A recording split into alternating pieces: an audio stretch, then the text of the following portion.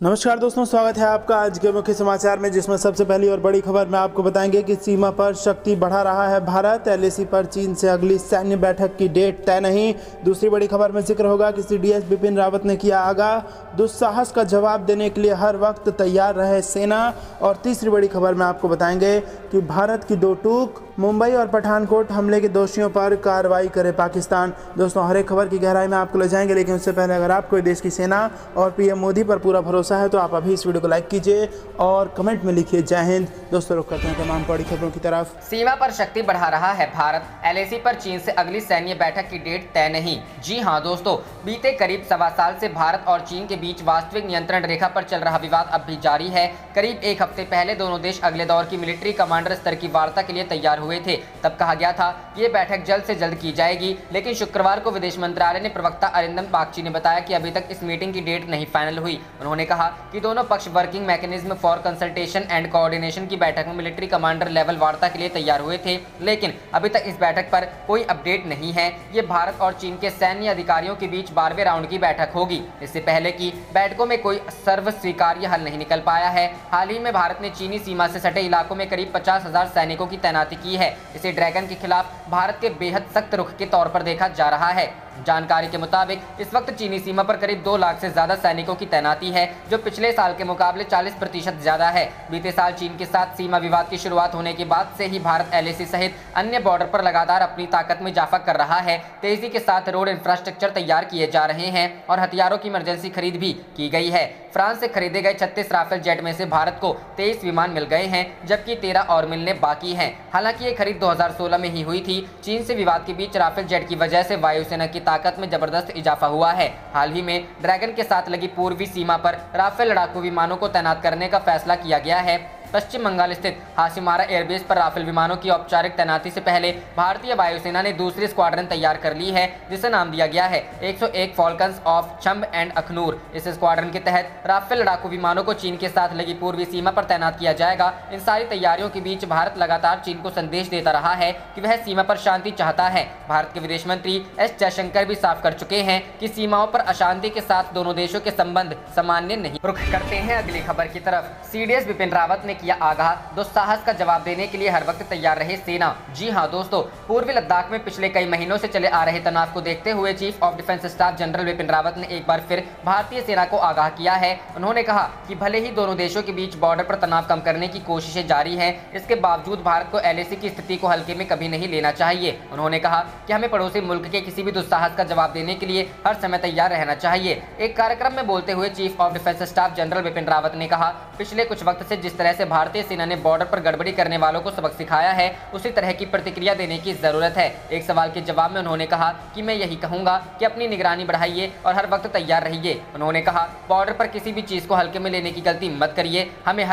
हमें हर समय दुश्मन की हरकत पर नजर रखनी है और किसी भी तरह का दुस्साहस होने पर उसका जवाब देना है। हमने पूर्व में जिस तरह से दुश्मनों को जवाब दिया है, भविष्य में भी ऐसा ही करना है। चीन के साथ पिछले कई महीनों से चले आ रहे विवाद पर बोलते हुए जनरल रावत ने कहा, दोनों देश राजनीतिक, कूटनीतिक और सैन्य स्तर पर लगातार बात कर रहे हैं। इस मसले को सुलझाने में अभी वक्त लगेगा। हम बॉर्डर पर यथास्थिति हासिल करने में सक्षम हैं, क्योंकि अगर हमने ऐसा नहीं किया तो दुश्मन के हौसले और बढ़ जाएंगे। दोनों देशों को इस बारे में पता है कि यथास्थिति की बहाली क्षेत्र में अमन और शांति के सर्वोत्तम हित में है, जिसके लिए हमारा देश प्रतिबद्ध है। रुख करते हैं अगली खबर की तरफ। भारत की दो टूक, मुंबई और पठानकोट हमले के दोषियों पर कार्रवाई करे पाकिस्तान।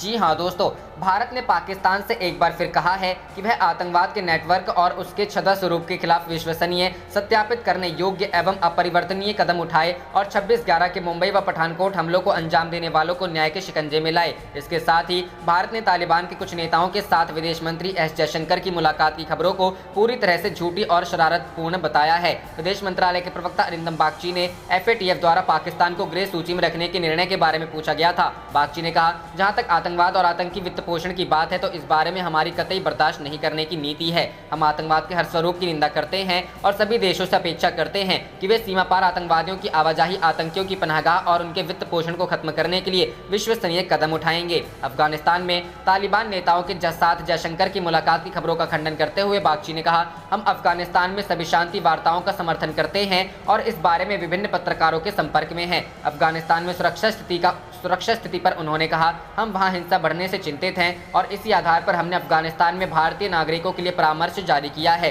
उल्लेखनीय है कि पाकिस्तान से समुद्र के रास्ते आए लश्कर-ए-तैयबा के आतंकियों ने 26 नवंबर 2008 को गोलियों की बौछार करते हुए हमले किए थे। करीब 60 घंटे चले इस आतंकी हमले में 18 सुरक्षाकर्मियों सहित 166 लोग मारे गए थे, जबकि कई अन्य जख्मी हो गए थे। हमले में सेना के मेजर संदीप उन्नीकृष्णन, आतंकवाद विरोधी दस्ता के तत्कालीन प्रमुख हेमंत करकरे, मुंबई पुलिस के अतिरिक्त आयुक्त अशोक कामते, वरिष्ठ पुलिस इंस्पेक्टर विजय सालस्कर और एएसआई तुकाराम ओम बाले शहीद हो गए। रुख करते हैं अगली खबर की तरफ। यूपी में 74,000 रिक्त पदों पर भर्ती को हरी झंडी, सीएम ने दिया प्रतिक्रिया में तेजी का आदेश। जी हां दोस्तों, प्रदेश सरकार 74,000 रिक्त पदों पर भर्ती की तैयारी कर रही है। मुख्यमंत्री योगी आदित्यनाथ ने विभिन्न चयन व भर्ती आयोगों के अध्यक्षों के साथ बैठक में इन पदों पर भर्ती की प्रक्रिया तेजी से शुरू करने का निर्देश दिया है। मुख्यमंत्री ने शुक्रवार को अपने सरकारी आवास पर राज्य लोक सेवा आयोग, यूपी अधीनस्थ सेवा चयन आयोग, यूपी उच्चतर शिक्षा चयन आयोग तथा यूपी माध्यमिक शिक्षा सेवा चयन बोर्ड के अध्यक्षों के साथ बैठक की। इन आयोगों व बोर्ड के तहत विभिन्न पदों पर होने वाली भर्तियों की कार्य योजना की जानकारी ली।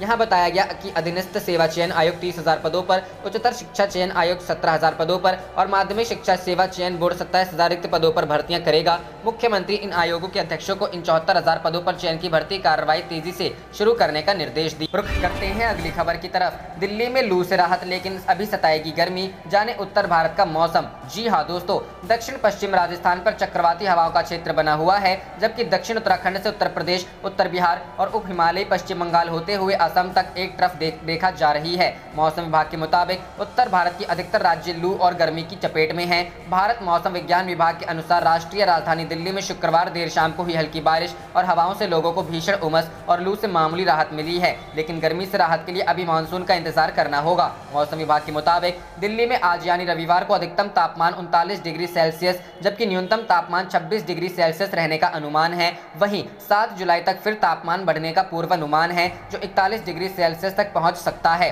आईएमडी के महानिदेशक मृत्युंजय महापात्रा ने कहा कि अरब सागर से आने वाले दक्षिणी पश्चिमी हवाओं के कारण शनिवार से लू की तीव्रता और इसके क्षेत्र के दायरे में कमी आने की संभावना है। हालांकि अगले 7 दिन तक गर्मी से राहत नहीं मिलेगी। मौसम विभाग का कहना है कि शनिवार से अरब सागर से नम हवाएं गुजरात, राजस्थान और दिल्ली पहुंचने लगेंगी, तब गर्मी से कुछ राहत मिल सकती है। लेकिन फिर भी दिल्ली, पंजाब और हरियाणा में 7 जुलाई तक मानसून दस्तक नहीं देगा। 7 जुलाई के बाद बंगाल की खाड़ी से आने वाली हवाएं उत्तर भारत में पहुंचने लगेंगी, तब मानसून फिर सक्रिय होगा। 11-12 जुलाई को बंगाल की खाड़ी में कम दबाव का क्षेत्र भी बनेगा, जिससे कमजोर पड़े मानसून को ताकत मिलेगी। रुख करते हैं अगली खबर की तरफ। सीडीएस जनरल बिपिन रावत की दो टूक, लद्दाख में यथास्थिति बहाल न हुई तो अप्रत्याशित कदम उठा सकता है भारत। जी हां दोस्तों, भारत और चीन सामान्य तरीके से पूर्वी लद्दाख में पूर्व वाली यथास्थिति बहाल करने में सक्षम है, क्योंकि क्षेत्र में शांति और स्थिरता रहे, यह दोनों देशों के हित में है। यह बात तीनों सेनाओं के प्रमुख जनरल बिपिन रावत ने कही है। थिंक टैंक के एक कार्यक्रम में जनरल रावत ने कहा, भारत कोई भी अप्रत्याशित कदम उठाने के लिए तैयार है, जैसा कि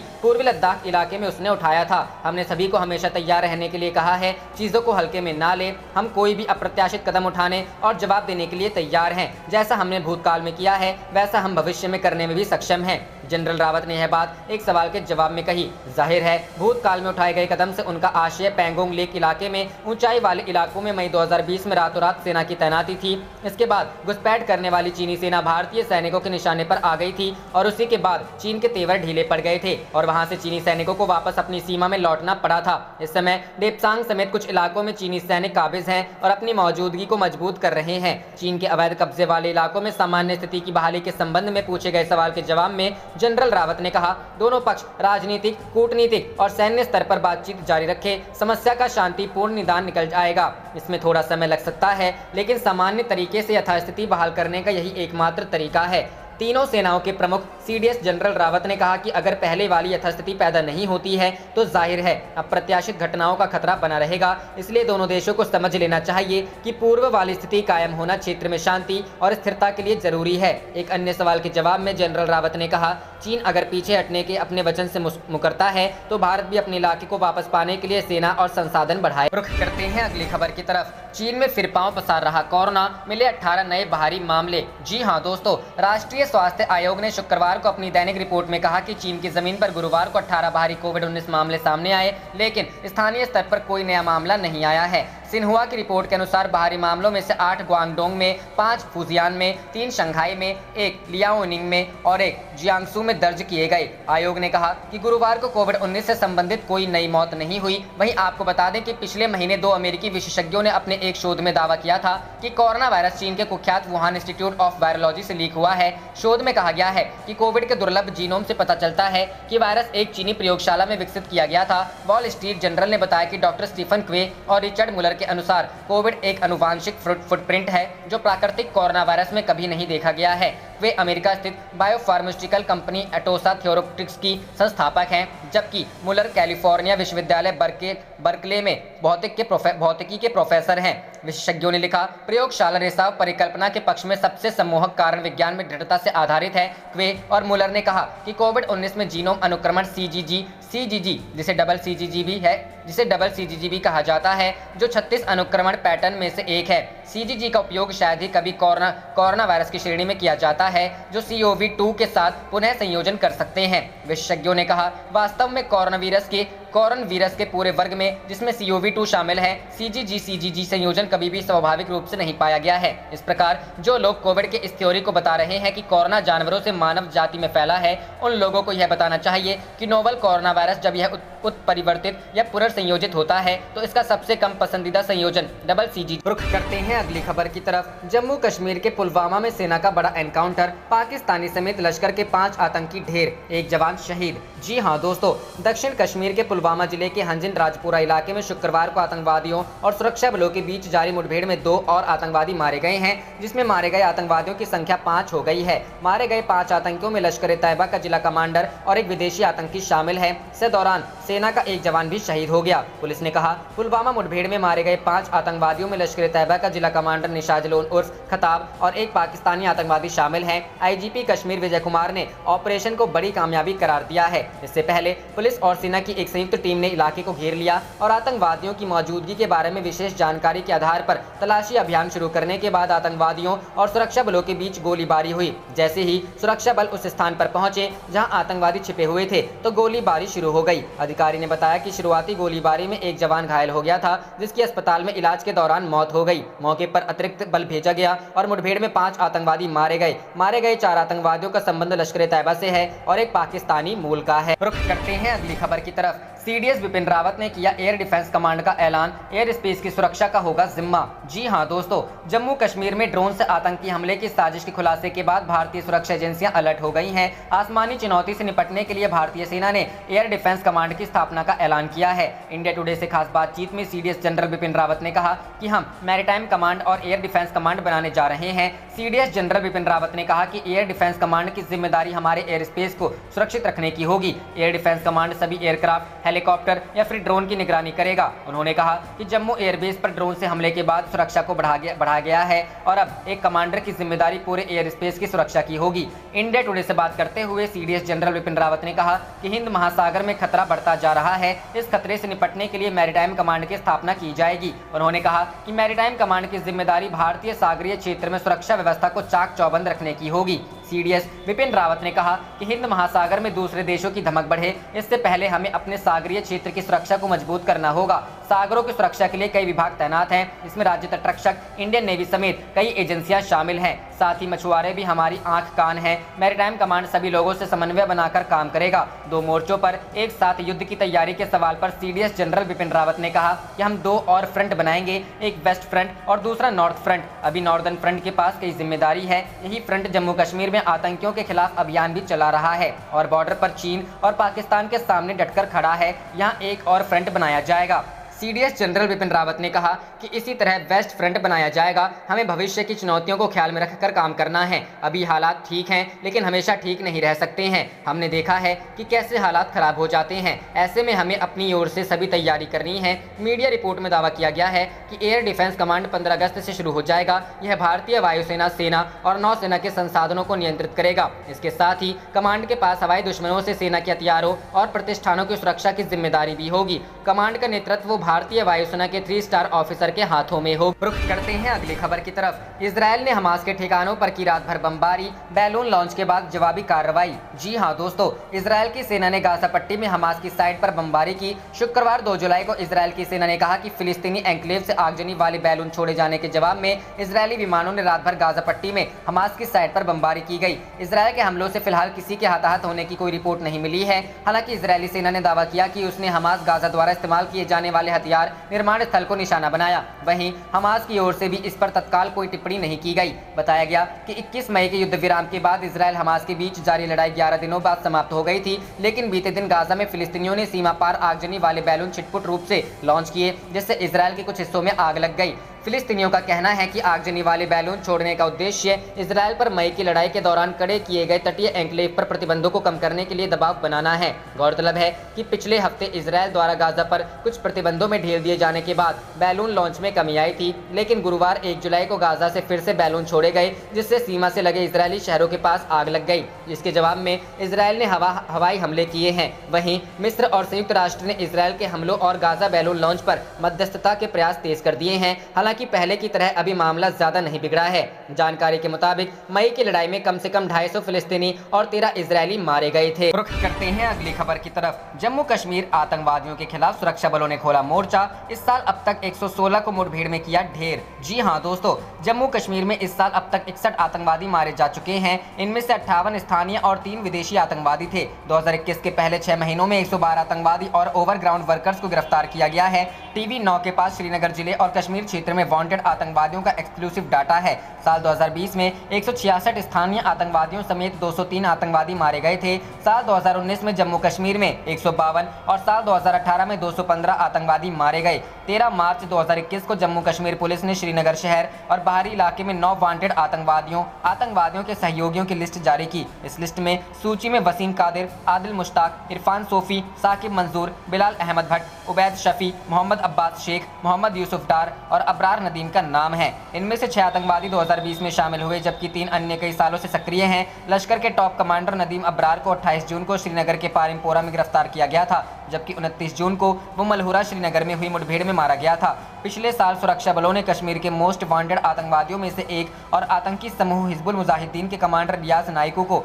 जम्मू कश्मीर के पुलवामा में एक मुठभेड़ के दौरान मार गिराने के बाद टॉप आतंकवादियों की पहचान करने के लिए ये कदम उठाया है। 32 साल के नाइकू के सिर पर 12 लाख रुपए का इनाम था और कश्मीर में हिजबुल मुजाहिदीन की कमान संभालने के बाद वो भारत के लिए एक प्रमुख टारगेट था। रुख करते हैं अगली खबर की तरफ। यूपी इलेक्शन 2022, विपक्ष आलसी है, केवल ट्विटर पर सरकार बनाते गिराते हैं। बीजेपी फिर 300 से ज्यादा सीटें जीतेगी। केशव प्रसाद मौर्य। जी हां दोस्तों, यूपी सरकार के उप मुख्यमंत्री केशव प्रसाद मौर्य अगले साल होने वाले चुनावों में बीजेपी की जीत के प्रति पूरी तरह से आश्वस्त हैं। उनका कहना है कि बीजेपी फिर 300 से ज्यादा सीटें जीतेंगे। सीएम से राजनीतिक प्रतिद्वंदिता के सवाल को उन्होंने कोरी कल्पना और विपक्ष की फैलाई अफवाह करार देते हुए कहा कि वे सब मिलकर विकास के लिए काम कर रहे हैं। इसका परिणाम 2022 के चुनाव में दिखेगा। एनबीटी से हुई बातचीत में उन्होंने सवालों के सदे जवाब दिए। सवाल: विपक्ष का आरोप है कि पंचायत चुनाव में प्रशासन की मदद से दूसरी पार्टी के प्रत्याशियों को पर्चा तक नहीं भरने दिया गया, सरकारी तंत्र का दुरुपयोग किया गया। जवाब: यह आरोप पूरी तरह से निराधार है। हमारे जिला पंचायत सदस्य बड़ी संख्या में जीते हैं। तमाम निर्दलीय भी हमारे समर्थन में हैं। कई जिलों में विरोधी खुद अपनी कमियों के कारण नामांकन नहीं कर पाए और बीजेपी प्रत्याशी निर्विरोध चुन लिए गए। अगर सरकारी तंत्र का दुरुपयोग होता तो सभी 75 जिलों में बीजेपी के ही प्रत्याशी जीत जाते। 21 जिलों में बीजेपी के प्रत्याशी निर्विरोध जीते तो इटावा में समाजवादी पार्टी का भी प्रत्याशी जीता। सवाल: क्या यह बीजेपी और सपा के बीच की अंडरस्टैंडिंग नहीं है? इटावा में बीजेपी ने कोई प्रत्याशी नहीं दिया तो कई जिलों में सपा ने प्रत्याशी नहीं खड़े किए। जवाब: इटावा में राजनीतिक परिस्थितियां अनुकूल नहीं थी, पर बाकी जिलों में जिला पंचायत अध्यक्ष का चुनाव हम मजबूती से लड़ रहे हैं। मऊ में सपा को कोई प्रत्याशी नहीं मिला तो बनारस समेत कई जिलों में उनका पर्चा ही खारिज हो गया। इस चुनाव में भी हमें हर वर्ग का समर्थन मिल रहा है। सवाल: हाल ही में एक लंबा एपिसोड चला, बदलाव की चर्चा हुई और आपके एक बयान से ऐसा भी लगा कि आप में और सीएम के बीच राजनीतिक प्रतिद्वंदिता है। जवाब: ये सब मेरी कल्पनाएं हैं। वह प्रदेश के मुख्यमंत्री हैं, मैं डिप्यूटी सीएम हूं। हम सब मिलकर विकास के लिए काम कर रहे हैं। अब विपक्ष के पास कुछ बताने को है नहीं तो यह सब फैला रहे हैं। हमने 2014, 2017 और 2019 में जीत हासिल की है और 2022 में हम फिर से सरकार बनाने जा रहे हैं। रुख करते हैं अगली खबर की तरफ। उत्तराखंड सरकार ने कोरोना के चलते कांवड़ यात्रा को रद्द किया। जी हाँ दोस्तों, उत्तराखंड सरकार के प्रवक्ता और कैबिनेट मंत्री सुबोध उनियाल ने बताया कि उत्तराखंड सरकार ने कोरोना महामारी की वजह से सावन माह में शुरू होने वाली कांवड़ यात्रा को रद्द करने का निर्णय लिया है। उत्तराखंड सरकार द्वारा कांवड़ यात्रा के रद्द किए जाने पर डीजीपी ने कहा कि सरकार का लिखित आदेश पुलिस विभाग के पास नहीं आया, हम कांवड़ यात्रा नहीं होगी। इसी संभावना को देखते हुए तैयारियां कर रहे हैं। हमने देख लिया है कि राज्य में किन बॉर्डरों से लोग आते हैं, वहां हमारी पुलिस तैनात रहेगी। रुख करते हैं अगली खबर की तरफ। ममता सरकार को झटका, हाईकोर्ट का आदेश, चुनाव बाद हिंसा के हर मामले की दर्ज करो रिपोर्ट, इलाज भी कराओ। जी हां दोस्तों, पश्चिम बंगाल में चुनाव के बाद हुई हिंसा को लेकर कोलकाता हाईकोर्ट ने ममता बनर्जी सरकार को सभी मामलों की एफआईआर दर्ज कराने का आदेश दिया है। इसके अलावा हिंसा के सभी पीड़ितों का इलाज कराने और उन्हें मुफ्त में राशन दिए जाने का आदेश दिया है। उच्च न्यायालय ने कहा कि यह राशन उन लोगों को भी मिलना चाहिए जिनका कार्ड नहीं बना है। आप देख रहे थे आपका अपना चैनल जय हिंद जय भारत।